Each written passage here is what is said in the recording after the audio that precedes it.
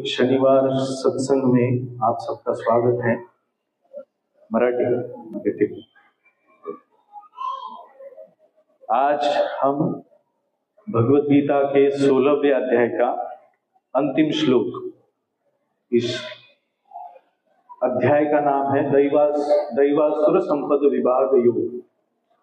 इसका अर्थ होता है दैवी और आसुरी प्रकृति, इसके बीच में जो विभाग है उसका इस अध्याय में बहुत सुंदर वर्णन आया है। तो आज का श्लोक, तस्मात् शास्त्रं प्रमाणं ते कार्याकार्य व्यवस्थितौ ज्ञात्वा शास्त्र विधानोक्तं कर्म कर्तुम् इहार्हसि। म्हणून मनुष्याने शास्त्र विधींद्वारे कार्य आणि अकार्य याच्यामधील भेद जाणला पाहिजे। अशी विधिविधाने जाणून मनुष्याने कर्म करावे, जेणेकरून त्याची क्रमशः उन्नती होईल। कृपया सर्वांनी लक्षपूर्वक सत्संग ऐकावा, श्रवण करावा। परत एकदा मी वाचतो। म्हणून मनुष्याने शास्त्र विधींद्वारे कार्य आणि अकार्य यांच्यामधील भेद जाणला पाहिजे। अशी विधिविधाने जाणून मनुष्याने कर्म करावे, जेणेकरून त्याची क्रमशः उन्नती होईल। तात्पर्य थोडस मोठं आहे, सर्वांनी इकडे लक्ष द्या। मी वाचतोय पूर्ण एकाच वेळी आपण हे तात्पर्य वाचू, त्यामुळे कदाचित सगळ्यांचं लक्ष राहणार नाही, म्हणून आधीच सांगतो की पूर्ण तात्पर्य संपेपर्यंत, पूर्ण वर्ग संपेपर्यंत लक्षपूर्वक श्रवण करा। तात्पर्य 15व्या अध्यायामध्ये सांगितल्याप्रमाणे सर्व वेदोक्त विधिविधानांचे उद्दिष्ट श्रीकृष्णांना जाणणे हे आहे। जर भगवद्गीतेद्वारे मनुष्याने श्रीकृष्णांना जाणून घेतले आणि भक्तीमध्ये संलग्न होऊन तो जर कृष्ण भावनेमध्ये स्थित झाला, तर त्याने वेदामध्ये सांगितलेल्या परमोच्च ज्ञानाची प्राप्ती केलीच आहे। श्री चैतन्य महाप्रभूंनी हा विधी अत्यंत सुलभ केला आहे। त्यांनी लोकांना केवळ हरे कृष्ण कृष्ण कृष्ण हरे हरे, हरे राम राम राम हरे हरे या महामंत्राचे कीर्तन करण्याची, भगवत भक्तीमध्ये संलग्न होण्याची आणि कृष्ण प्रसाद ग्रहण करण्याची विनंती केली। जो मनुष्य या सर्व भक्तिपूर्ण क्रियांमध्ये प्रत्यक्षपणे संलग्न झाला आहे, त्याने सर्व वेदांचे अध्ययन पूर्वीच केले असल्याचे समजले पाहिजे। त्याने निष्कर्षाची योग्य रीतीने प्राप्ती केली आहे। अर्थात कृष्ण भावना भावित नसणाऱ्या आणि भक्तीमध्ये संलग्न न झालेल्या सामान्य लोकांना काय करावे आणि काय करू नये याचा निर्णय वेदोक्त आदेशानुसार केला जातो। मनुष्याने वादविवाद न करता, खूप सुंदर वाक्य आहे, मनुष्याने वादविवाद न करता वेदानुसार कार्य केले पाहिजे। यालाच शास्त्र तत्वांचे पालन करणे असे म्हणतात। अपूर्ण इंद्रिये, फसवण्याची वृत्ती, चुका करणे आणि भ्रमित होणे हे बद्ध जीवांमध्ये आढळणारे 4 दोष शास्त्रांमध्ये आढळत नाही। कोणते 4 दोष? अपूर्ण इंद्रिये, फसवण्याची वृत्ती, चुका करणे आणि भ्रमित होणे। कृपया विचारपूर्वक ऐका। अपूर्ण इंद्रिये, फसवण्याची वृत्ती, चुका करणे आणि भ्रमित होणे हे बद्ध जीवांमध्ये आढळणारे 4 दोष शास्त्रांमध्ये आढळत नाहीत। या 4 प्रमुख दोषांमुळे मनुष्य विधिविधाने घालून देण्यास अपात्र ठरतो। म्हणून दोषातीत असणाऱ्या शास्त्रांमध्ये सांगण्यात आलेल्या विधिविधानांचा स्वीकार साऱ्या संत, महंत, आचार्य आणि महात्म्यांनी काहीही बदल न करता केला आहे। आपण पाहू शकता भगवद्गीता जशी आहे तशी। तर प्रभुपाद काय सांगतायत? म्हणून दोषातीत असणाऱ्या शास्त्रांमध्ये सांगण्यात आलेल्या विधिविधानांचा स्वीकार साऱ्या संत, महंत, आचार्य आणि महात्म्यांनी काहीही बदल न करता केला आहे। भारतामध्ये आध्यात्मिक ज्ञानाचे दोन पक्ष आहेत. साधारणतः यांचे दोन प्रकारांमध्ये वर्गीकरण करता येते, सविशेषवादी आणि निर्विशेषवादी. थोडासा हा विषय आपण चर्चा करूया, काय सविशेषवादी म्हणजे काय, निर्विशेषवादी म्हणजे काय. तथापि दोघेही आपल्या जीवनामध्ये वेदोक्त तत्वांचे पालन करतात. शास्त्रविधींचे पालन केल्याविना मनुष्य सिद्ध अवस्थेपर्यंत प्रगत होऊ शकत नाही. म्हणून जो शास्त्रांचे वास्तविक तात्पर्य जाणू शकतो त्याला भाग्यवान असे म्हटले जाते. बऱ्याच वेळा आपण म्हणतो भाग्यवान आहेस तू, काहीतरी पैसे मिळाले, लॉटरी लागली तर म्हणतो, पण इथं काय कोणाला म्हटलं भाग्यवान?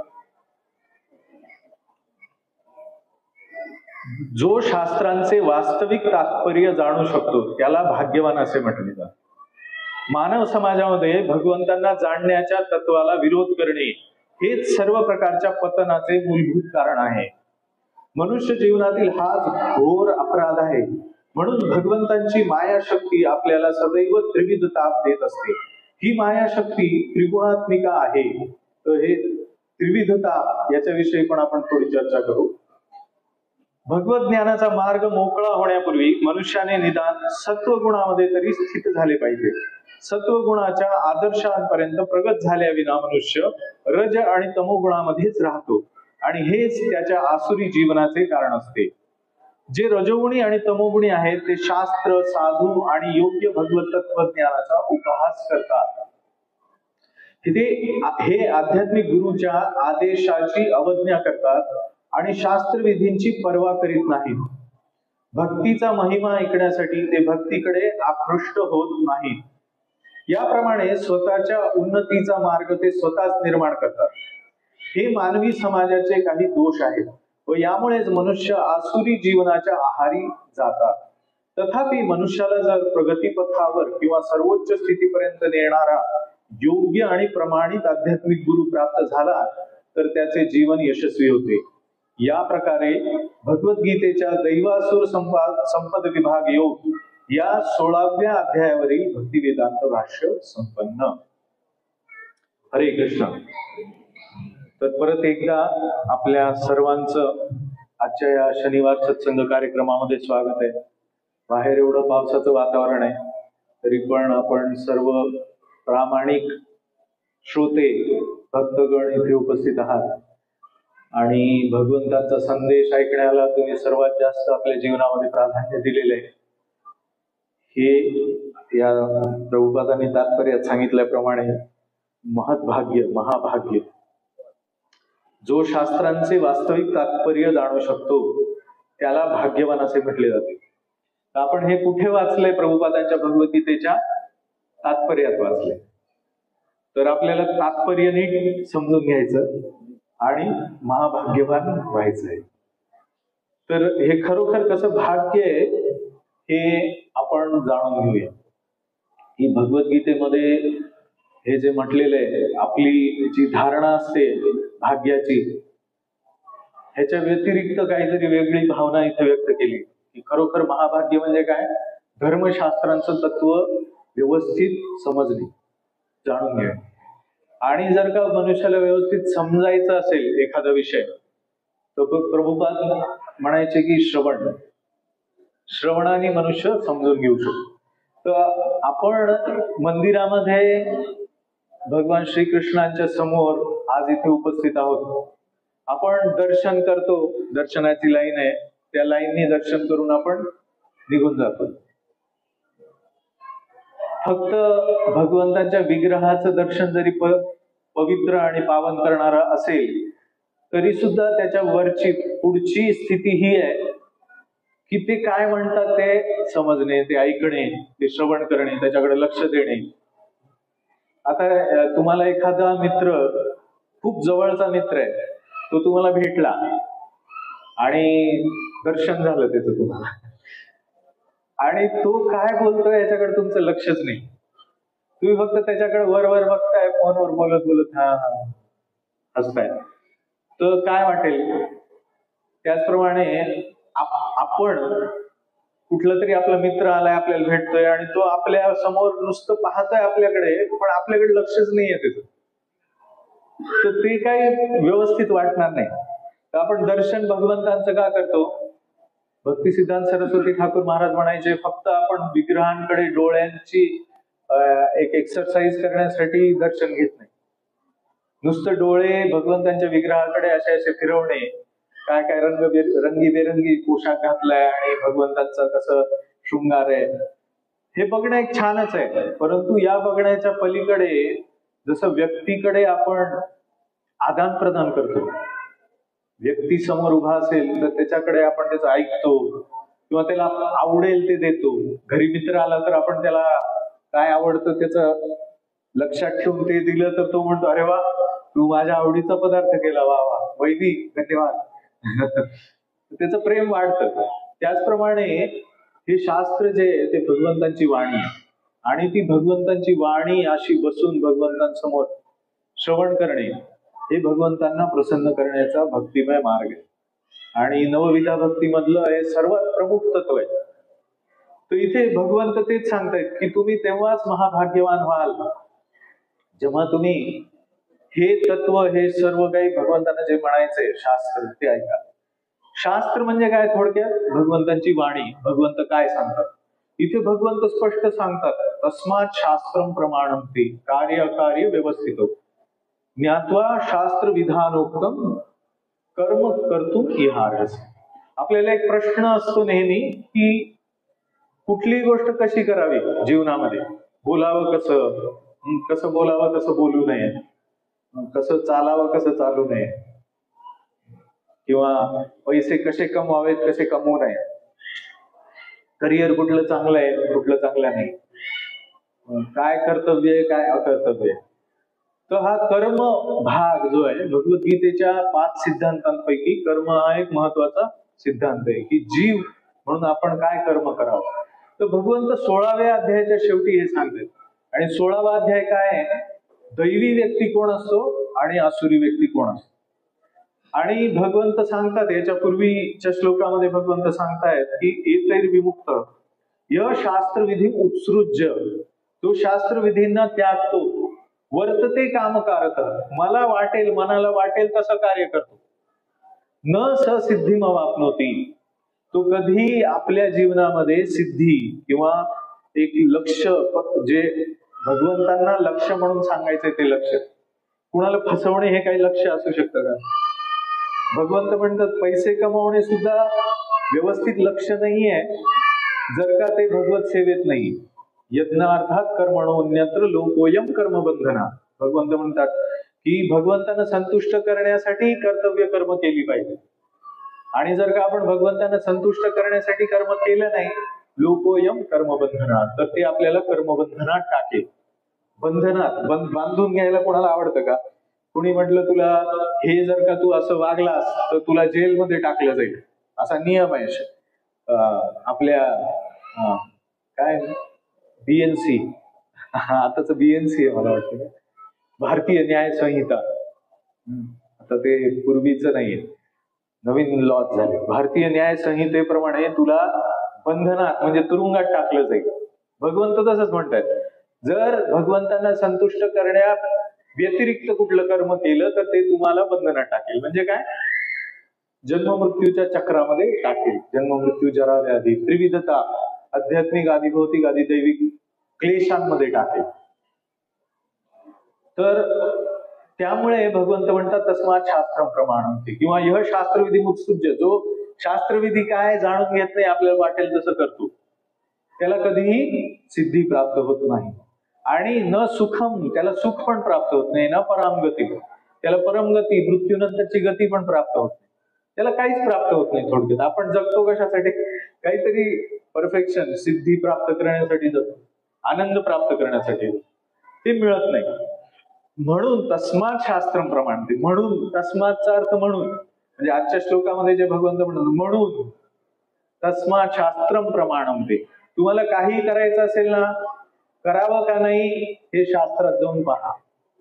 आणि शास्त्रामध्ये आपल्याला जाऊन पाहायचं असेल तर आपल्याला माहिती पाहिजे की शास्त्र काय आहे. तर आज आपण थोडस एक छान कथा पण ऐकू. सकाळी पण आजच्या भागवत वर्गामध्ये ही कथा थोडक्यात श्रीपाद प्रभूंनी सांगितली. तर ही कथा आहे महाभारतामधली. तर महाभारतामध्ये उद्योग पर्व नावाचा भाग आहे. उद्योग पर्वामध्ये 17वा अध्याय, याच्यामध्ये ही कथा येते. नहुष, एक राजा, नहुष नावाचा राजा असतो. तर नहुष जो आहे तो त्यावेळी इंद्राकडून एक घोडचूक होते, त्यामुळे इंद्राचं अधःपतन होतं. आज जो पाऊस पडतोय त्याच्या मागे इंद्र देवता आहे. इंद्र पर्जन्य इंद्र करतात. तर पर्जन्य आपल्याला किती आवश्यक आहे. समजा एखाद्या वर्षी मान्सूनच आला नाही, पाऊसच पडला नाही, असं होतं का? असं झालेलं आहे पूर्वी, तुकाराम महाराजांच्या काळात झालेलं आहे असं. आणि लोक अक्षरशः प्रभूजींना माहिती आहे, तुकारामांचे घरातले सुद्धा लोक, त्यांची पत्नी त्याच्यामध्ये गेली, पाणीच नसेल तर काय करणार, तर त्या पाण्याचे इन्चार्ज इंद्र आहेत. आणि इंद्र काही स्वतःच्या मनाने असं नाही करत की आज चला कंटाळा आला झोपून जातो, यावर्षी 4 महिने. तर कारण त्यांच्यासाठी मनुष्याचे 6 महिने म्हणजे त्यांचा 1 दिवस आहे. 1 दिवस आजारी आहे, बस मला नको आता काही, मी आज पाऊस बिऊस नको, जाऊ दे, कंटाळा आला. आपण ऑफिसला बुट्टी मारतो ना कधी कधी, कंटाळा आला जाऊ दे. तसं इंद्र, चंद्र, सूर्य आदी देवता कशा अशा बुट्ट्या मारत नाही, कारण ते कर्तव्य कर्मामध्ये पूर्णपणे स्थित असतात. एक क्षण सुद्धा ते आपलं कर्तव्य चुकत नाही. आणि ते आपण जे कर्तव्य करतो त्याच्याप्रमाणे ते फळ देतात.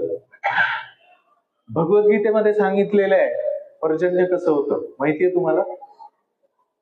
कसं होतं पर्जन्य, कशामुळे होतो? पाऊस काय येतो? शाळेतल्या मुलाला विचारलं पाऊस काय येतो तर तो काय सांगेल? सूर्याच्या उष्णतेमुळे समुद्रातल्या पाण्याची वाफ येते, मग ढग तयार होतात, मग ते ढग वाऱ्याने वाहत वाहत येतात शहरा सगळीकडे पाऊस पडतात. हे स्थूल त्याचं कारण आहे. परंतु सूक्ष्म कारण काय? अन्नात भवन्ति भूतानि पर्जन्यात अन्न संभव, यज्ञात भवति पर्जन्यो यज्ञ कर्म समुद्भव. म्हणजे अन्न खाऊनच मनुष्य जगतो, जीव जगतात. अन्न नसेल तर जीव जगू शकत नाहीत. म्हणून हा आपल्या दररोजच्या अन्नाचा प्रश्न आहे हा. म्हणून मी काय का दररोजचं अन्न आपल्याला का प्राप्त होतं? अन्नात भवन्ति भूतानि पर्जन्यात, पर्जन्यामुळे प्राप्त होतं. जिथे पर्जन्य नाही तिथे वाळवंट आहे, तिथे अन्न तयार होत नाही. आणि अन्न तयार पर्जन्य होण्यासाठी यज्ञ, यज्ञात भवति पर्जन्य, यज्ञ करावा लागतो. यज्ञ म्हणजे काय? यज्ञ कर्म समुद्भवम. आजचा विषय जो आहे कर्म, काय करावं काय नाही करू. तुम्ही काय करावं ते केलं तर पर्जन्य येईल, कर्तव्य. आणि काय नाही करावं तर त्याची शिक्षा म्हणून पर्जन्य येणार नाही किंवा अतिवृष्टी होईल. तर त्यामुळे मनुष्य मात्राकडे ते डिपार्टमेंट आहे. काय डिपार्टमेंट आहे? कर्तव्य करण्याचे. प्राण्यांकडे नाही, इतर प्राण्यांकडे नाहीये कर्तव्य कर्माचं डिपार्टमेंट, कारण ते त्यांच्याकडून आपोआपच होत जातं. जीवो जीवस्य जीवन. परंतु मनुष्य फक्त अशी योनी आहे की ज्या योनीमध्ये कर्तव्य कर्म धर्म पालन हा विषय येतो. त्यामुळे हा आपला विषय आहे, आपल्या सगळ्यांचा. त्यामुळे आपल्याला हे काय करायचं आणि काय करू नये, किम कर्म किम अकर्मेती, काय करावं आणि काय करू नये, काय कर्तव्य आहे आणि काय अकर्तव्य आहे, करू नये, हे महत्वाचं आहे. तर इंद्र जेव्हा अधोपतित झाले तेव्हा काय होईल? मग पर्जन्य येणार नाही, सृष्टीचं सगळं चक्र बदलेल, त्रासदायक होईल. तर अशी त्रासदायक गोष्ट झाल्यानंतर सर्व देवी देवता ब्रह्माजींकडे गेले आणि तिथे त्यांनी प्रार्थना केली. तेव्हा राजांमध्ये, या देवी देवतांमध्ये असं एक पाहण्यात आलं की एक नहुष नावाचा राजा आहे पृथ्वीवर. तो धर्मनिष्ठ आहे बऱ्यापैकी, तर आपण त्याला इंद्र करू. परंतु इंद्र होण्यासाठी जेवढं पुण्यकर्म लागतं ते खूप आहे. राजसूय यज्ञ 100 काहीतरी करावे लागतात. हजारो यज्ञ केल्यानंतर इंद्राचं पद मिळतं. तर ते राजा नहुषाकडे गेले सारे ऋषी मुनी देवी देवता, आणि त्यांनी म्हटलं की तू आता इंद्र हो. तोही जाणून होता की माझ्याकडे एवढं पुण्यफळ नाहीये. मग ऋषीमुनींनी काय सांगितलं त्याला की आमचं पुण्य आम्ही तुला देतो. आणि त्यांनी आपलं पुण्य त्याला दिलं. का तर बाबा सगळं व्यवस्थित चालावं. तर म्हणून आपण आपल्या भक्त समाजामध्ये पण आपण कधी कधी एखादा भक्त म्हणतो माझ्यासाठी प्रार्थना करा प्रभूजी, किंवा आजारी पडलो, ऍडमिट झालो, किंवा मृत्यूशय्येवर आहे, प्रार्थना करा म्हणतो आपण हरे कृष्ण महामंत्र म्हणतो त्या व्यक्तीसाठी. तर अशा प्रकारे त्यांनी ते पुण्य दिल्यानंतर नहुष राजा स्वर्गामध्ये इंद्राच्या पदावर पोहोचला. तर इंद्राने जे आता भागवतामध्ये पण ही कथा येते की वृत्रासुराची हत्या केली, त्यामुळे इंद्राला अधःपतित व्हावं लागलं. आणि तो ग्लानी इतकी त्याला आली त्या कर्मामुळे पापाच्या, की तो पळून गेला, तिथून निघून गेला. इंद्र सापडतच नव्हता कुणाला, लपून बसला तो. तर अशा स्थितीमध्ये तो परत येणं अवघड होतं. तर म्हणून पुढे ती भागवतामध्ये कथा आहे की कसं इंद्राने सगळं पाप वाटून दिलं पापमुक्त होण्यासाठी. पण तो आजचा आपला विषय नाहीये. तर त्यामध्ये अनावृष्टीमुळे जो क्षोभ झाला होता, तो क्षोभ आणि सृष्टीचं संतुलन राखावं म्हणून नहुष याला राजा करण्यात आलं. तर नहुष म्हणतो की मी तर दुर्बल आहे, माझ्यामध्ये तुमचं रक्षण करण्याची शक्ती नाहीये. मी बलवान पुरुष जरी कदाचित थोडा बहुत या पृथ्वी तलावाला असलो तरी इंद्र इतका बलवान नाहीये. तेव्हा मग देवता, दानव, यक्ष, ऋषी, राक्षस, पितर, गंधर्व, भूत जे पण आहेत, जे पण त्याच्या डोळ्यासमोर येतील, त्यांच्याकडे बघितल्या त्यांचं तेज नहुषला प्राप्त व्हायचं. तो कैसा सिद्धि दिया उसको, कशी सिद्धी की आप किसी के भी सामने जाओ, आप तुम्ही कुणाच्या समोर जा, त्याचं तेज, त्याचं पुण्य याला प्राप्त होणार. तो एवढा शक्तिशाली झाला. तर त्याचा प्रॉब्लेम असा झाला, प्रश्न असा झाला की नहुषाकडे जरी शक्ती आली तरी चारित्र्य शुद्धीकरणाशिवाय येत नाही. म्हणजे आपण जर का भगवत कृपेने किंवा आपल्या पुण्यकर्माने किंवा इतरांच्या आशीर्वादांनी जरी आपण काही अनुकूलता प्राप्त केल्या, तरी त्या अनुकूलतेमध्ये आपल्याला पापाचरण वाढण्याची जास्त शक्यता आहे. कारण त्या अनुकूलता आपण जोपर्यंत भगवत सेवेत लावत नाही तोपर्यंत त्या बंधनाचं कारण आहे. तर हाच प्रश्न तिथे झाला. त्यामुळे ही कथा जर का नीट आपण श्रवण केली तर हे एक असं उदाहरण आहे, यह शास्त्र विधी उत्सृज्य. शास्त्र विधी सांगतो आपल्याला की आपण कसं वागलं पाहिजे, आणि त्या वागण्यापासून चूक झाली तर इतका शक्तिशाली व्यक्ती सुद्धा त्याचं काय होतं. तर तो इंद्राच्या पत्नीकडे, सचीकडे आकर्षित झाला आणि तो तिला, मी इंद्र आहे तर तू माझ्या उपभोगाची वस्तू आहेस असं पाहू लागला. आणि तो तिला म्हणाला की तू माझी पत्नी हो, आता मला तुझा उपभोग घ्यायचा. तर अशा प्रकारे म्हटल्यानंतर शची तर पतिव्रता स्त्री आहे, ती लगेच ब्रह्मदेवाकडे गेली. त्याची दृष्टी इतकी खराब होती की सर्वांना त्याच्या दृष्टीची किळस येत होती की तो इतक्या वाईट नजरेने पाहतोय. आणि इंद्रलोकामध्ये, स्वर्गलोकामध्ये सर्व पुण्यात्मे आहेत, तिथे असा चारित्र्य विहीनता अशी चालत नाही तिथे. तर इंद्राणीने किंवा शचीने ब्रह्मदेवांना उपाय विचारला, इंद्रांना उपाय विचारला. तर तिला उपाय असा सांगण्यात आला की तू नहुषाला असं सांग की तू माझ्याकडे ये, पण अशा पालखीमध्ये बसून ये की ती पालखी मोठमोठ्या ऋषीमुनींनी वाहून नेली पाहिजे.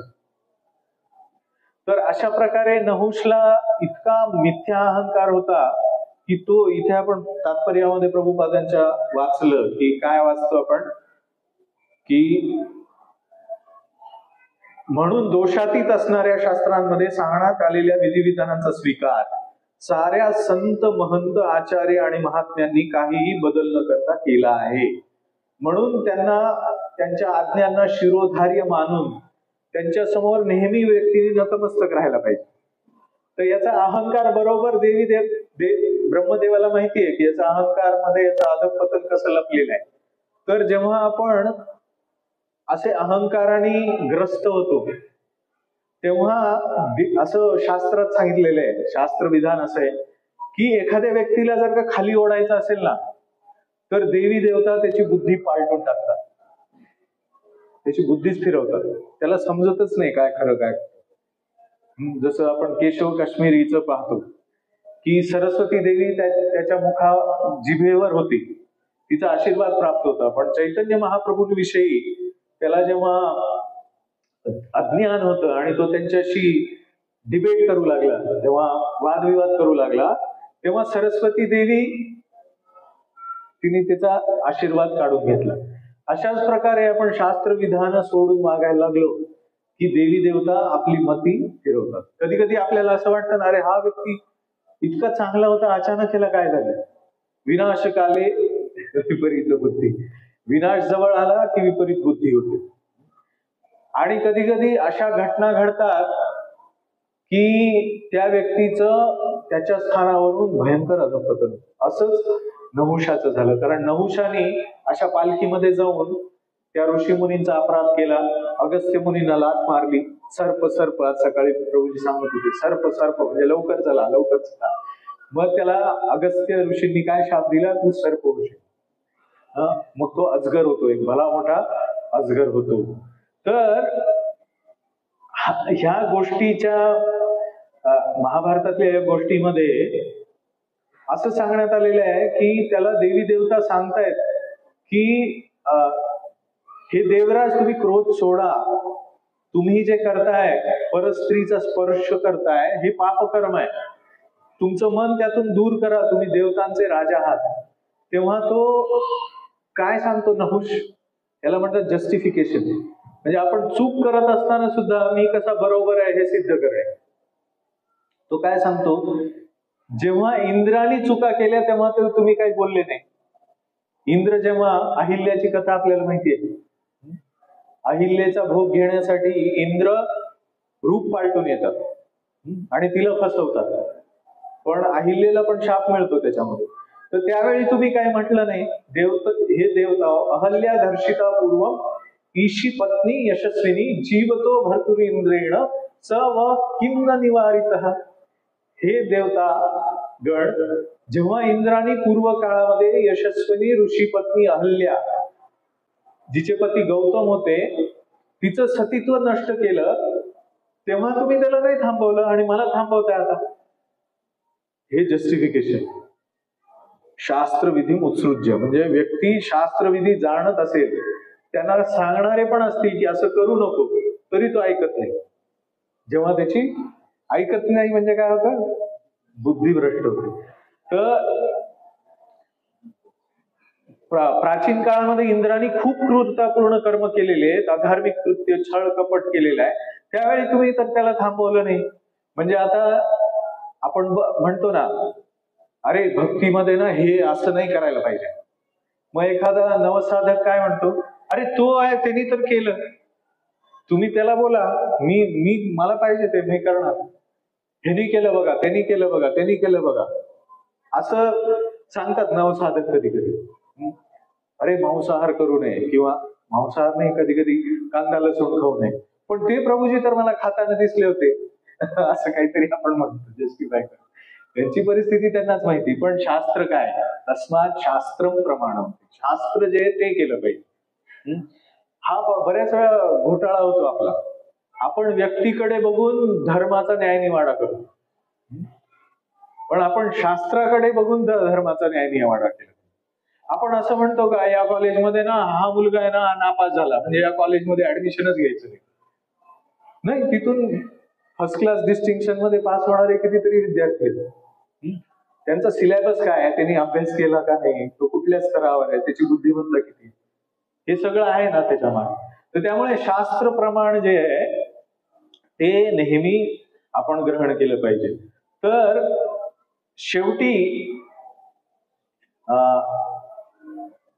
मला ते श्लोक तुम्हाला वाचून दाखवायचे ज्याच्यामध्ये याचं सार दिलेलं आहे. अधर्मे संप्रवृत्तस्त्वं धर्मं न प्रतिपद्यसे प्रमाणम एतद अस्माकं पूर्वं प्रोक्तम महर्षिभिः. ऋषीगण काय सांगतात की तू अधर्मामध्ये प्रवृत्त होत आहेस, तुला धर्माचं तत्व समजत नाहीये. या सर्व धर्मतत्वांच्या मंत्रांचं सगळं ज्ञान हे प्रमाणभूत ज्ञान आहे. शास्त्रम प्रमाण म्हणजे आम्ही तुम्हाला जे सांगतोय ते प्रमाणभूत ज्ञान आहे.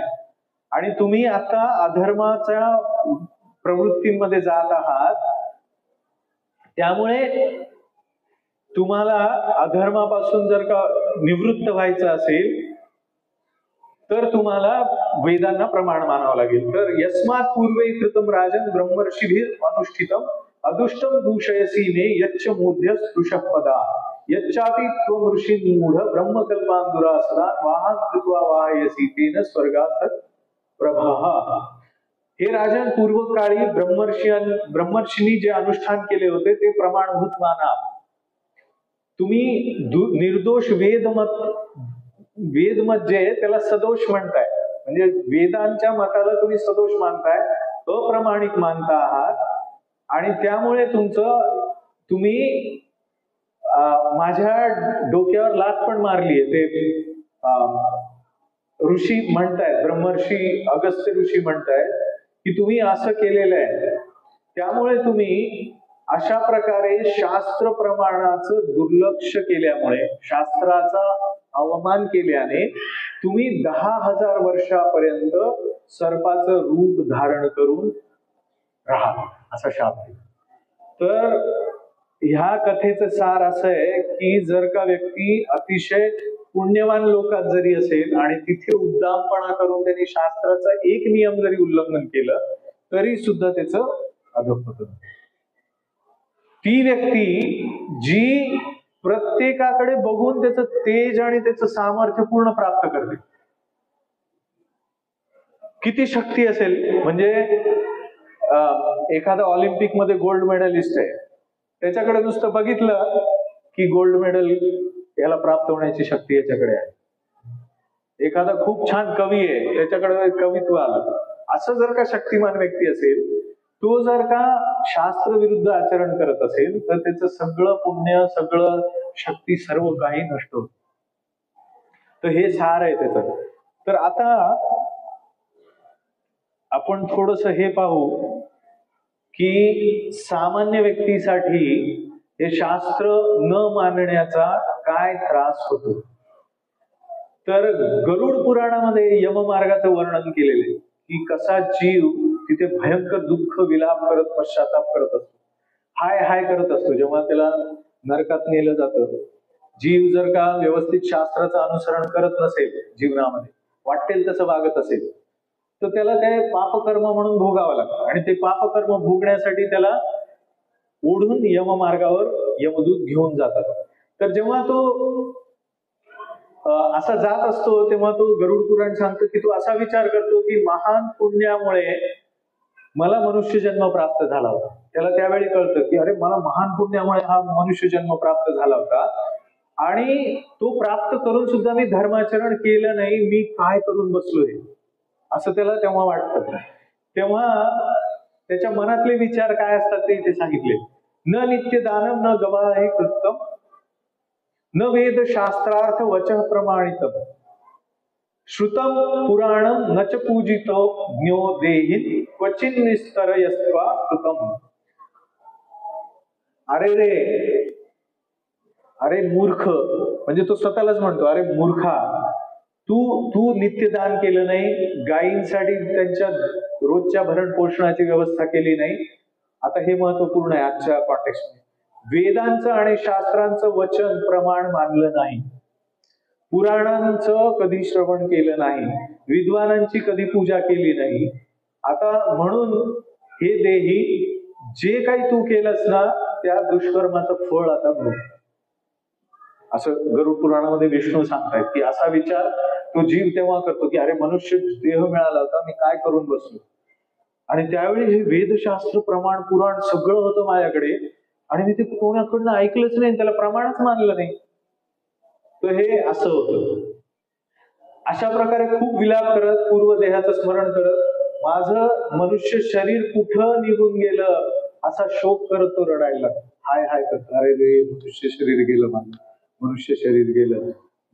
चतुर्शीती लक्षेषु म्हणजे 84 लक्ष योनीमध्ये भ्रमण केल्यानंतर, प्रत्येक योनीमध्ये कित्येक वेळा भ्रमण केल्यानंतर मनुष्य देह प्राप्त होतो, हे त्याला दिसतं तेव्हा. पण शास्त्र आपल्याला सांगतंय ऑलरेडी, शास्त्रम प्रमाणम, ते शास्त्र ऐका, शास्त्राप्रमाणे राहा. पण आपण किती वेळा शास्त्र उघडून बघतो, वाचतो, त्यातनं ज्ञान ग्रहण करतो प्रत्यक्षम. तर आता आपण थोडस बघू शास्त्र म्हणजे काय. तर शास्त्र म्हणजे अशी गोष्ट आहे, प्रमाण म्हणजे असं काही सिद्ध गोष्ट आहे जी ऐकावी आपण, ज्याच्यावर विश्वास ठेवा, जे खरं आहे, सत्य आहे. आजच्या तात्पर्यातही प्रभुपाद सांगतात की शास्त्र का खरं आहे, कारण ते 4 दोषांच्या पलीकडे. तर शास्त्रात सांगितलं प्रत्यक्षम च अनुमानम च शास्त्रम च विविधागतम त्रयम सुविदितम कार्यम धर्मशुद्धी अभीप्सता. धर्मतत्व जाणण्यासाठी जो मनुष्य अभिलाषा करतो त्याच्यासाठी प्रत्यक्ष, अनुमान आणि वैदिक शास्त्र हे फार व्यवस्थित जाणून घेण्यास योग्य आहे. काय प्रमाण? 3 प्रमाण. काही जाणून घ्यायचं असेल, त्याला जर का सत्य काय जाणून घ्यायचं असेल तर 3 काय गोष्टी त्यांनी पाहिल्या पाहिजेत? प्रत्यक्ष, अनुमान आणि शब्द प्रमाण. हे मनुस्मृतीमध्ये सांगितलेले धर्मतत्व जाणण्यासाठी. तर आर्ष धर्मोपदेशमच वेदशास्त्राविरोधिना यस्तर्केणानुसंधते स धर्मवेद नेतरः. जो वेद आणि धर्मशास्त्र यांना, वेदशास्त्रांना अनुकूल तर्क करून, विचार करून व्यवस्थित धर्म जाणून घेण्याचा प्रयत्न करतो, जे तत्व वेदशास्त्र अविरोधिना, हा शब्द वापरलाय, वेदशास्त्र अविरोधिना. म्हणजे मनुष्याला, आपल्याला सगळ्यांना देवानी बुद्धी दिली आहे, विचार करण्याची शक्ती दिली आहे, प्रत्यक्ष पाहण्याची, अनुभव करण्याची शक्ती दिली आहे. तर प्रत्यक्ष पाहणे, आपल्या ज्ञानेंद्रियांनी पाहणे, ऐकणे, वास घेणे किंवा स्पर्श करून ज्ञान घेणे, जिभेने ज्ञान घेणे, हे प्रत्यक्ष झालं, प्रत्यक्ष अनुभव. आणि विचार करणे, त्याला तर्क म्हणतात किंवा अनुमान म्हणतात, की अरे हे मी पाहिलं, असं पाहिलं, ह्याचा अर्थ असा आहे, त्याचा अर्थ असा आहे. हे जे अर्थ आपण काढतो ना, ते अर्थ जर का शास्त्र प्रमाणाच्या अविरोध असतील, शास्त्र प्रमाणाला अनुकूल असतील, तर ते धर्माचं सार म्हणून ग्रहण करणारा जो व्यक्ती आहे तो वेदांचं ज्ञान नीट जाणून घेऊ शकतो. याला शास्त्रचक्षु म्हणतात. शास्त्रचक्षु म्हणजे काय? सर्व गोष्ट शास्त्रातून पाहणे. तर असं म्हणतात की सामान्य व्यक्ती हा मृत डोळ्यांनी पाहतो, मर्त्य डोळ्यांनी पाहतो, पण ब्राह्मण जो असतो तो शास्त्राच्या डोळ्यांनी पाहतो. शास्त्रात काय दिलंय त्याप्रमाणे जग पाहतो. तर जगाकडे पाहण्याचा दृष्टिकोन आपल्याला काय देतं? शास्त्र देतं, शास्त्र प्रमाण देतं. पाऊस पडत नाहीये किंवा अति पडतोय, याचा अर्थ शास्त्रात जो दिला तो महत्वाचा आहे. कधी कधी असं होतं की एखादी व्यक्ती अचानक मृत्यूला प्राप्त करते आणि ती व्यक्ती फार पुण्यवान असते. आपण जर का असं म्हणलं की अरे पुण्यवान होता, काय उपयोग झाला, मेला लगेच, काय त्याच्या पुण्याचा उपयोग आहे? एवढं देव करायचा, ते एवढा मोठा आजार झाला मेला, काय देव आहे, काय कुठं देव आहे? हे काय? शास्त्र विरुद्ध आहे. हा उथळ विचार आहे का? तसंच आहे जसं, म्हणजे शास्त्रात कुठं दिलंय का की असा तर्क करायला पाहिजे, हा तर्क बरोबर आहे? हे आपणच ठरवतो की शारीरिक व्याधी या कधी एखाद्या आध्यात्मिकवादी व्यक्तीच्या शरीरात नसतातच, हे आपणच ठरवतो. शास्त्रामध्ये वाचलंय का असं काही? शास्त्रामध्ये असं काही नाही दिलेलं. भगवद्गीतेत काय दिलेलं आहे? भगवद्गीतेत भगवंत काय सांगतात? आगमापायिनो नित्य तां स्थितिक्षस्व भारत. सुख दुःख हे नेहमीच येत जातं. दुःखेषु अनुद्विग्न मनाः सुखेषु विगत स्पृहा. भगवंत म्हणतात, हेच भगवंत आपले म्हणतात की सुखामध्ये हुरळून जाऊ नका, दुःखामध्ये फार विचलित होऊ नका. याचा अर्थ काय? याचा अर्थ असा आहे का की दुःख येतच नाही? भगवंत म्हणतायत ना दुःखामध्ये विचलित राहू नका, याचा अर्थ काय दुःख येतं? आपण काय तर्क करतो, मी हरे कृष्ण म्हटल्यानंतर मला दुःखच आलं नाही पाहिजे. तसं नाही आहे. भगवंत काय सांगतात, दुःखालयम अशाश्वतम. हे जगच दुःखालय आहे आणि अशाश्वत आहे. ते विमान पडलं नाही का? कितीतरी कथा येत आहेत त्याच्यामधल्या स्टोरीज, की असे असे डॉक्टर होते पाश्चात्य देशामध्ये 6-7 वर्ष झाले, खूप चांगला पैसा कमवून आपल्या कुटुंबाला घेऊन जाण्यासाठी त्यांनी छान व्यवस्था केली होती. अचानक ते विमान पडलं. त्या विमानामध्ये त्याचे कुटुंबीय होते, पहिल्यांदा जात होते तिथे स्थायिक होण्यासाठी. सगळेच्या सगळे गेले, 3 मुलं आणि एक बायको, त्यांची बायको. मग आता हे अशाश्वत नाहीये का?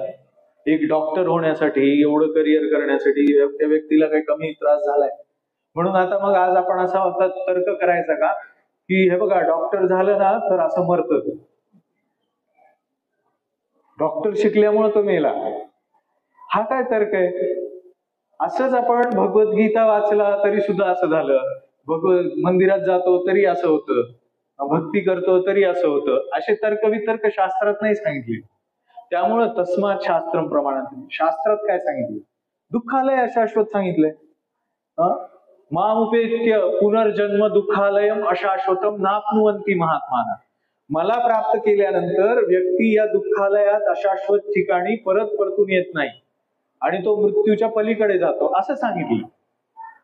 म्हणून मला प्राप्त करण्यासाठी तुम्ही भक्ती करा हे भगवंतांचे आदेश सांगितलेले, म्हणजे तुम्ही इथून भगवत धामात जाल. असं कुठे सांगितलंय की इथेच तुम्ही भक्ती करायला लागले की तुम्हाला मृत्यूच येणार नाही? असं नाही सांगितलं. शरीराला मृत्यू येणार असं सांगितलेलं. अंतवंत इमे देहा म्हटलंय ना, ह्या देहाचा अंत होतो. नित्यस्योक्ता शरीरिणः, शरीरिणः म्हणजे शरीरात राहणारा आत्मा नित्य आहे, त्याला मृत्यू नाहीये.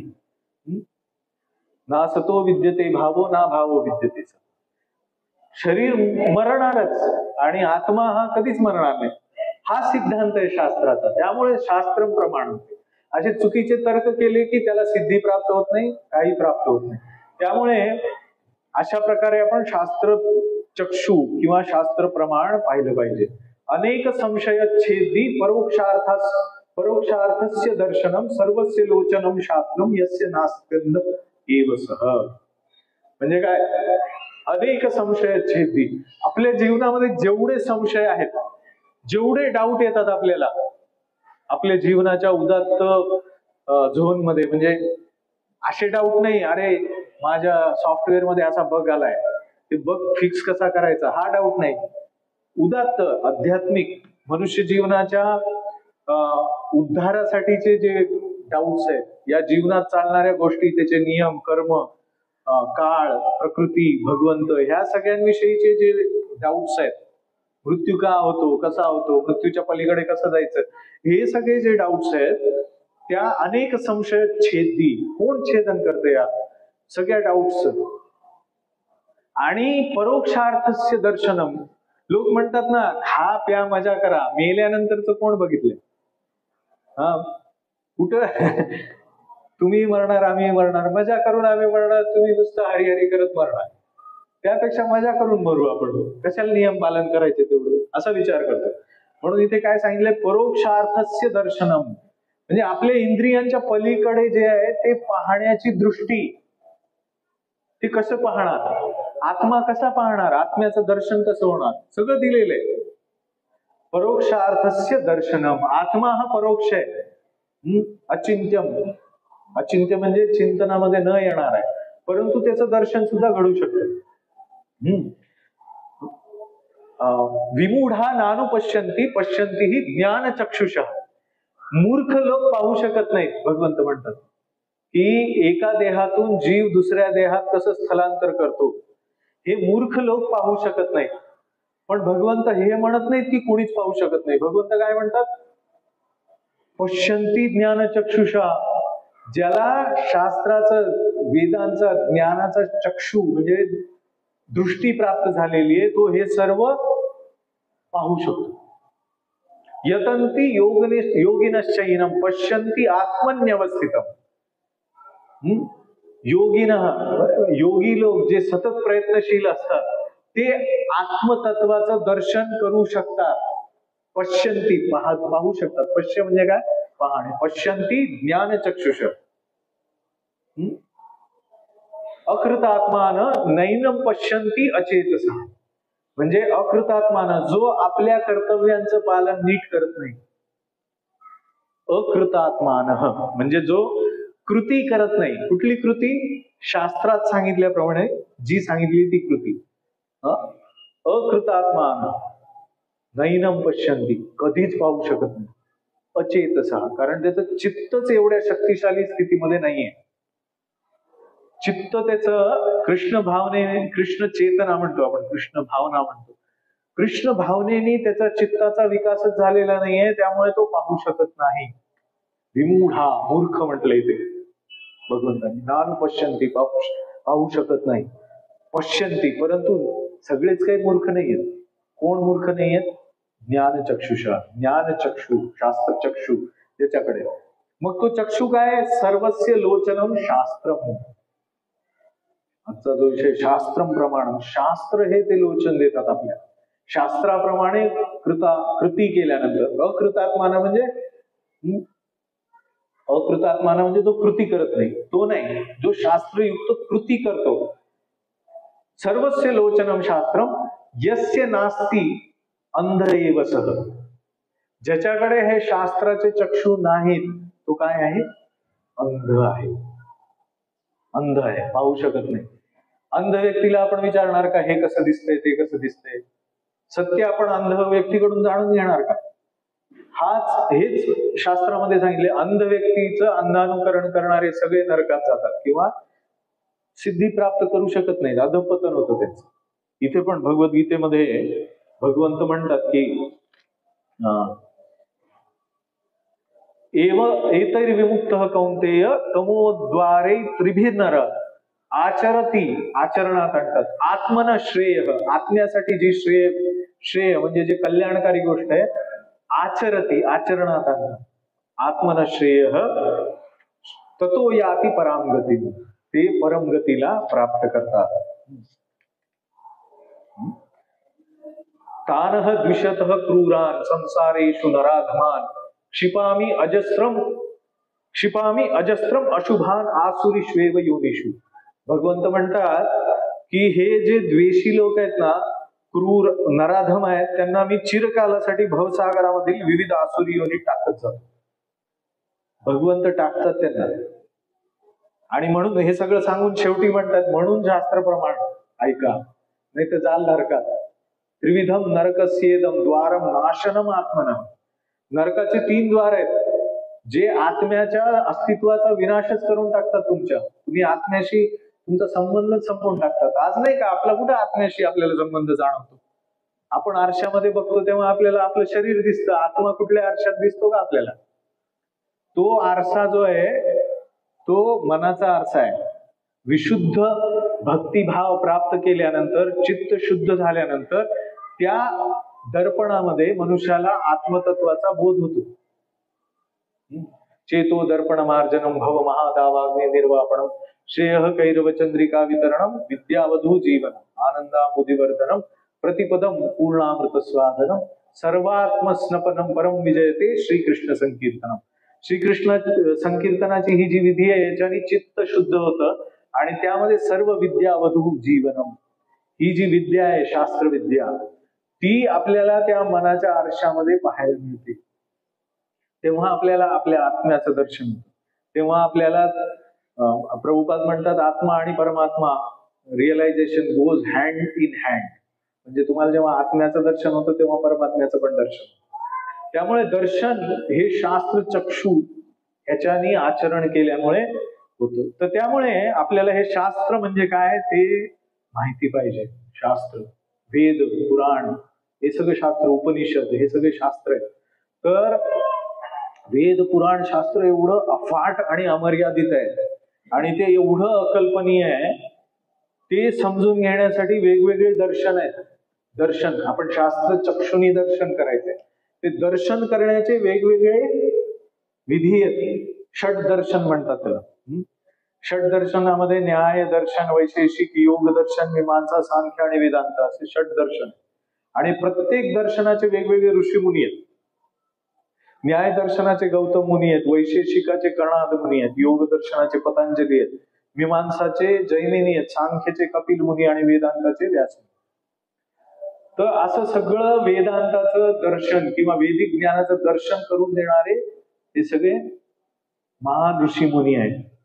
तर हे सगळं जाणून घेऊन तस्मात् शास्त्रम प्रमाणन्ते कार्य अकार्य व्यवस्थित हो. भगवंत म्हणतात हे सगळं जाणून घ्या आणि काय करावं आणि काय करू नये हे ठरवा. आता आपल्यापैकी किती जण ऋग्वेद, यजुर्वेद, अथर्ववेद, सामवेद, 11 मुख्य उपनिषद किंवा 18 उपनिषद, 108 उपनिषद आणि 18 पुराण किती जणांनी वाचले? सगळं इत्यंभूत दिलंय त्याच्यामध्ये.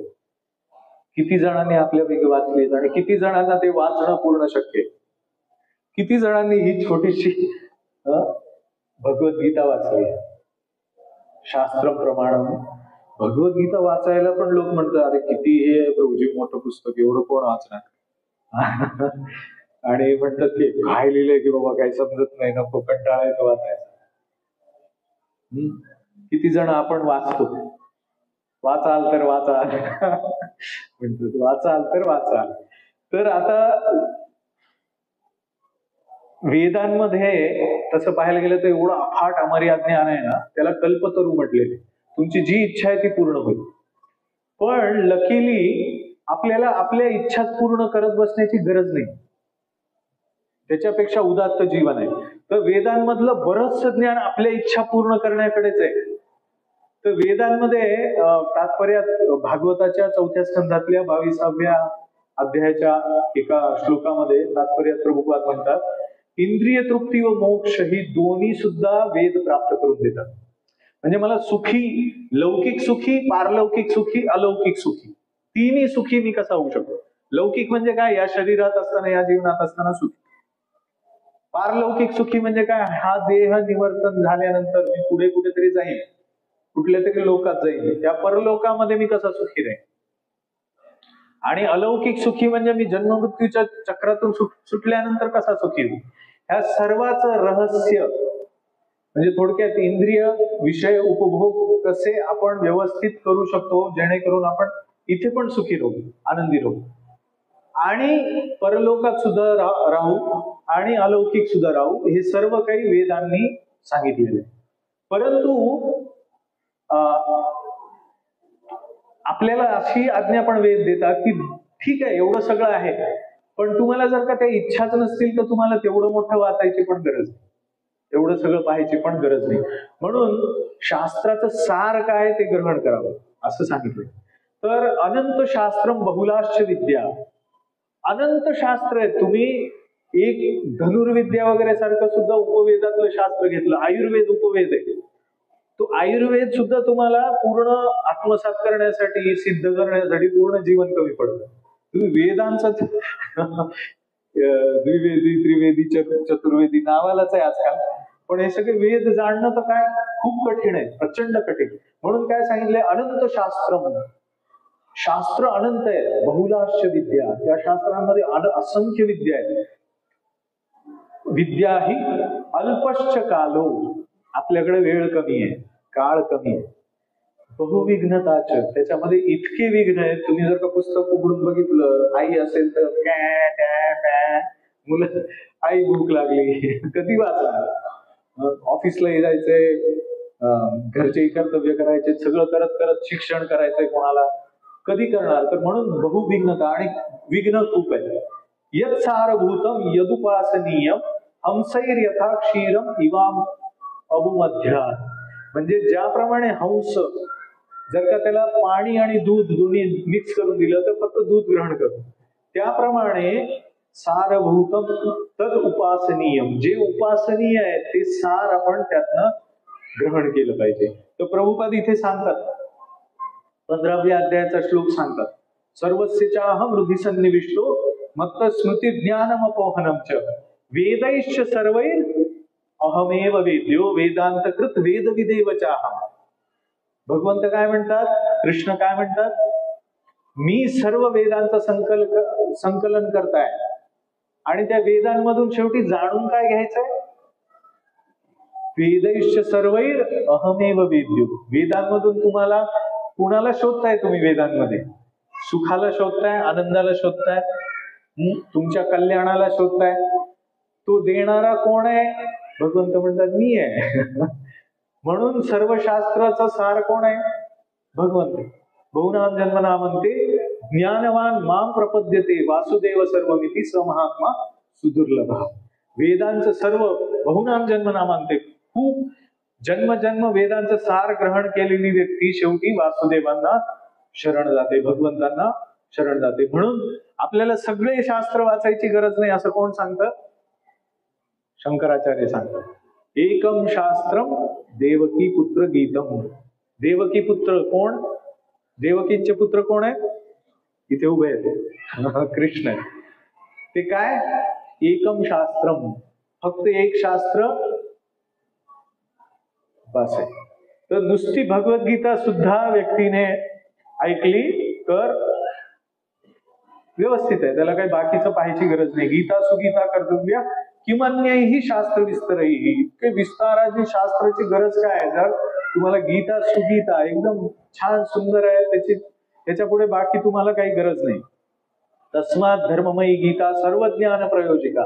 तुम्हाला जे काही ज्ञान पाहिजे ते सगळं गीतेमध्ये आहे. सर्व शास्त्र सारभूता, सर्व शास्त्राचं सर्व सार त्याच्यामध्ये विशुद्धा सा विशिष्टते आणि अतिशय विशुद्ध आहे. गीताधीता, गीता अधीता. गीता अधीता म्हणजे काय, अध्ययन करणे. गीतेचं अध्ययन करणारा जो कोणी असेल, च येनापि भक्तिभावेन चेतसा, भक्ती भावनेनी जो कोणी भगवद्गीतेचं अध्ययन करेल, वेदशास्त्र पुराणानी तेन अधीतानी सर्वशः, त्यांनी सर्व वेदशास्त्रांचं अध्ययन केलेले पूर्णपणे. अधीतानी, वेदशास्त्र अधीतानी पूर्णतः, संपूर्ण. भगवद्गीता पण हे सिद्ध करते. भगवद्गीतेत भगवंत म्हणतात, यावान अर्थ उदपाने सर्वतः संप्लुतोदके तावान सर्वेषु वेदेषु. माताजींना माहिती आहे श्लोक, ब्राह्मणस्य विजानतः. विजानतः विज्ञान, जानतः नाही म्हटलं, विजानतः. मला नुसतं जाणत नाही, माझं विज्ञान त्याला पूर्णपणे प्रकट होतं. ज्याप्रमाणे एखाद्या गावामध्ये पिण्याच्या पाण्याची एक विहीर असते, कपडे धुण्याची विहीर असते, प्राण्यांसाठी विहीर असते, अशा सगळ्या विहिरी असतात वेगवेगळ्या. परंतु जर का एखाद्या ठिकाणी मोठी नदी वाहत असेल तर या सगळ्या याची काहीच गरज नाही. त्याप्रमाणे ज्याला भगवद्गीता माहिती आहे ना, त्याला सगळ्या शास्त्रांचं सगळं काही शोधून पाहायची गरज नाही. कारण सर्व शास्त्र अध्ययन तेनी अधीतानी, त्यांनी सगळं काही वेदपुराण अध्ययन केले. त्यामुळे भगवद्गीता म्हणा किंवा भागवत म्हणा, हा आपला धर्म आहे. वेदशास्त्र आपल्यासाठी काय आहे, भगवद्गीता आणि भागवत. इथे प्रायण अल्पायुषा सभ्या कलौ अस्मिन् युगे जना मंद सुमंद मतयो मंद भाग्याही उपद्रता. आपल्याकडे वेळ नाहीये, आपण इकडे तिकडे भरकटू शकतो. तोही सांगतोय हा धर्म आहे, तोही सांगतोय तो धर्म आहे, तो म्हणतोय ह्या वेदात असं दिले, तो म्हणतोय त्या वेदात तसं दिले. असे कितीतरी आचार्य, गुरु परंपरा, वेगवेगळे लोक वेगवेगळं काय काय काय काय प्रचार करत असतात. परंतु कलियुगामध्ये आपल्याला काय सांगितलेलं आहे, आपल्याकडं अल्पायुष्य, खूप अल्पायुष्य, मंद आहेत, आपण मंद बुद्धी, पटकन समजत नाही. सुमंद मत म्हणजे कोणीतरी डायव्हर्ट केलं की डायव्हर्ट होतो आपण. बघा ते भक्त दोघं कसे भांडतात, काय इस्कॉन, कशाला जाता तुम्ही इस्कॉनला, काय ते चारित्र शिकवतात, हे बघा यांनी असं केलं त्यांनी कसं, जात जाऊ नका. तुम्ही कशाला मुक्ताय, तुम्ही भगवद्गीतेला नापास झालेल्या व्यक्तीकडून करून. दुसरं एक असं सांगितलं जातं की कधी कधी मी पण एक नवा साधक आहे आणि मी आता शुद्ध होण्यासाठी एका प्रक्रियेमध्ये आलोय, माझ्यामध्ये अशुद्धी आहे म्हणूनच करतोय ना. मग माझी अशुद्धी बघून तुम्ही म्हणणार का हा भक्त आहे आणि बघा कसा करतो, असं नाही. तर त्यामुळे आपल्याला असं डायव्हर्ट नाही व्हायचं. सुमंद मत म्हणजे डायव्हर्ट होणे, तसं न करता. आणि ततश्चानुदिनम धर्मम सत्यम शौचम क्षमादया कालेन बलिना राजन नंक्षती आयु स्मृतिर्बलम. आयु स्मृती बल सगळं आपलं कमी होत आहे. अनुदिनम म्हणजे दिवसेंदिवस धर्माचा क्षय होतोय, सत्याचा क्षय होतोय, पावित्र्याचा क्षय होतोय, अशा वेळी आपल्याला कलौ नष्ट दृशामेशम, आपली दृष्टी नष्ट झालेली आहे. कलौ नष्ट दृशा, दृष्टी कुठली आपण म्हणतोय? शास्त्र चक्षु, ही दृष्टी आपली आता राहिलेली नाहीये. त्यामुळे आपल्याला काय सांगितलेलं आहे? कृष्णे स्वधाम उपगते धर्मज्ञानादिभिः सह. धर्मज्ञान कृष्ण निघून गेले 5000 वर्षापूर्वी, त्यांच्यासोबत सगळं निघून गेलं असं म्हटलं. त्याच्यानंतर कलौ नष्ट दृशामेशा, आता कलियुगामध्ये दृष्टी नष्ट झालीये. वेदशास्त्र पुराण काहीच माहिती नाही, साधंही आपल्याला काही माहिती नाही. आपल्याला जर का कोणी विचारलं ना की जेवणाची विधी काय दिली आहे शास्त्रात, आपल्याला कोणालाच माहिती नाही. नख कुठल्या दिवशी कापतात माहिती नाही, केस कुठल्या दिवशी कापू नयेत माहिती नाही. पण शास्त्रम प्रमाणम, काय शास्त्रात दिले त्याप्रमाणे करा, नाही तर नरकात जाल म्हणतात. आहे की नाही? आपल्याला कसं बोलावं ते कळत नाही, काय उचित आहे बोलणं, कुणाला कसं बोलावं ते काय कळत नाही. खूप शास्त्राचे नियम इतके आहेत ना, इतके की अशक्य जवळपास ते सगळे जाणून घेणं. मग अशा वेळी ह्यालाच म्हणतात कलौ नष्ट दृशामेश. पुराणार्को धुनोदित उदित, म्हणजे अशा वेळी हे भागवत पुराण याचा उदय झालेला आहे आणि ते भगवान कृष्णांपासून अभिन्न आहे. त्यामुळे आपल्यासाठी शास्त्र काय? सार आपल्याला घ्यायचंय. सार काय? वेदशास्त्राचं ऐकलं पाहिजे. आपल्यासाठी वेदशास्त्र सगळं सार काय? भगवद्गीता आणि श्रीमद भागवत. तर भगवद्गीतेचा नियमित वर्ग आपल्या मंदिरात होतो. श्रीमद भागवताचा रोज वर्ग आपला सकाळी होतो.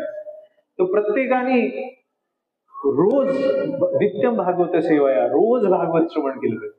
त्यातून सर्व काही दृष्टी आपल्याला प्राप्त होतात, सर्व अनर्थ नष्ट होतात. नष्ट प्रायेषु अभद्रेषु नित्यम भागवत सेवया. रोज भागवताचं सेवन केल्याने जे काही अनर्थ आहे ते सुद्धा नष्ट होतात आणि आपल्याला हे सर्व वैदिक ज्ञान प्राप्त होतं. आणि त्याच्या उपर त्याचं सार जे आहे ते आपल्याला हरिनाम हे सांगितलं. तर आपल्याकडे हरिनामाची, आपल्या मंगल आरती आणि सगळ्या मॉर्निंग प्रोग्रामची प्रोसेस आहे आणि आपल्याकडे वैदिक ज्ञान आहे. तर हे जे आहे ते कलिसंतरण उपनिषदातला हा महान मंत्र आहे आपला, जो ब्रह्मदेवाने सांगितलाय. काय सांगितलंय त्यांनी? असा सांगितलाय, हरे राम राम राम हरे हरे, हरे कृष्ण कृष्ण कृष्ण हरे हरे. जो चैतन्य महाप्रभूंनी आपल्याला हरे कृष्ण कृष्ण कृष्ण हरे हरे, हरे राम राम राम हरे हरे असा सांगितलाय. इति षोडशक नामनः कली कल्मष नाशनम नातः परतरः उपायः.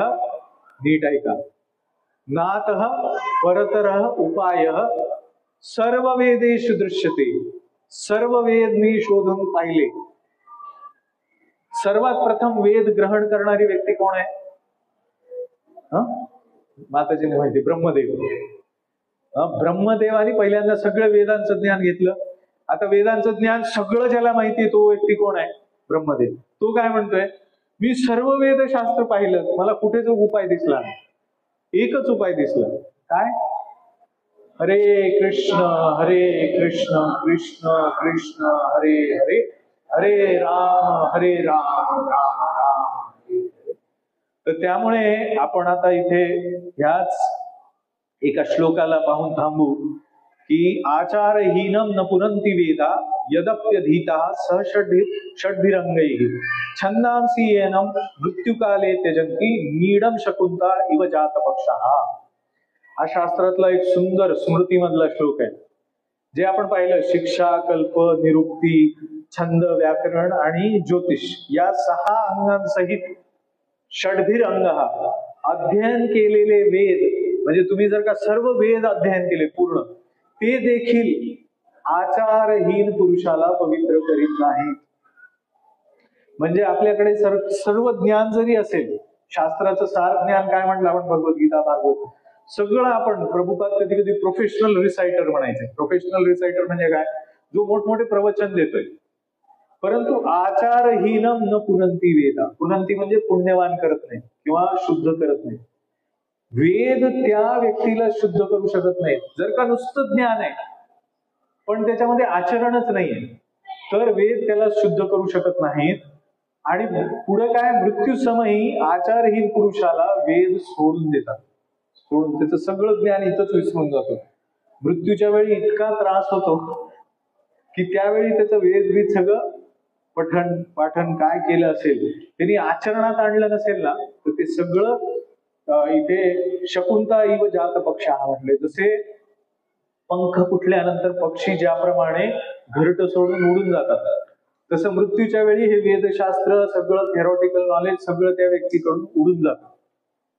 मी इथे बसून मोठमोठे श्लोक सांगेन, मोठमोठं प्रवचन करेन, सगळं करेन, पण मी आचरण किती करतो? जर आचरण नाही केलं तर आचारहीनम न पुनंती वेदा. त्यामुळे आपल्यासाठी आचरण काय? जो आखून दिलेला प्रोग्राम आहे. काय आखून दिलेला प्रोग्राम आहे आपल्यासाठी? नित्यम भागवत सेवाया, रोज भागवताचं श्रवण करा. रोज जिथे असेल तिथे भगवंतांचे अर्चना, पूजा, उपासना, श्रवण, कीर्तन, विष्णू स्मरण, ध्यानम, आत्मनिवेदनम, सगळे जे नवविधा भक्ती आहे ते सगळं आपलं कर्तव्य आहे. तस्मात् शास्त्रम प्रमाणम, ते आपल्याला आचार्यांनी घालून दिलेले मस्त प्रोग्राम आहे आपला, एकदम सोपा, आनंदाचा. प्रभुपाद म्हणतात, चैतन्य महाप्रभूंनी काय सांगितलं? प्रसाद खा, संकीर्तन करा, बाकी काही सांगितलं नाही. ते सार आहे. पण ते सार आणि ती चक्षु, ती दृष्टी, ती विद्या प्राप्त होण्यासाठी आपल्याला ती आचरणात आणावी लागते. तर त्यामुळे वेदशास्त्राचं जे तस्मात् शास्त्रम प्रमाणम ते कार्य अकार्य व्यवस्थित ज्ञात्वा शास्त्र विधानोक्तम कर्म कर्तुम इहारसे. नुसतं शास्त्र विधानोक्तम जाणूनच नाही घ्यायचं, तर त्याप्रमाणे करायचं. त्यामुळे आपल्या शक्तीमध्ये जेवढं आहे तेवढं आपण वेदशास्त्र पुराणांचं अध्ययन करायचं, आचार्यांकडनं, गुरूंकडनं, साधूंकडून श्रवण करायचं, जेवढं शक्य आहे ते प्रामाणिकपणे पालन करायचं. आणि आपली वर्णाश्रम संस्कृती जी आहे, ज्याच्यामध्ये आपल्या ब्राह्मण, वैश्य, शूद्र, क्षत्रिय यांच्यासाठी यथोचित जे नियम आहेत त्याच्याप्रमाणे राहायचं. आणि आध्यात्मिक जीवन, आध्यात्मिक संस्कृती, आध्यात्मिक सेवा, आध्यात्मिक साधना, सदाचार याचं पालन करायचं. तर हे वेदशास्त्र प्रमाणाचा आदेश आजच्या श्लोकाचा हा. तर आज तुम्ही सर्वांनी एवढं गहन विषय, एवढा ध्यानपूर्वक एवढा वेळ ऐकला. मी तुमच्या सर्वांच्या चरणाशी प्रार्थना करतो की आपण सर्वच जण प्रभुपाद आणि आत्ताचे आचार्य यांनी घालून दिलेली ही गुरु शिष्य परंपरेतली अवीट गोडी असलेली ही भक्तिमय सेवेची जी छान मांडणी आहे ती समजून घेऊ आणि त्याप्रमाणे राहू. हरे कृष्ण. श्रील प्रभुपाद की जय. अनंत कोटी वैष्णव वृंद की जय.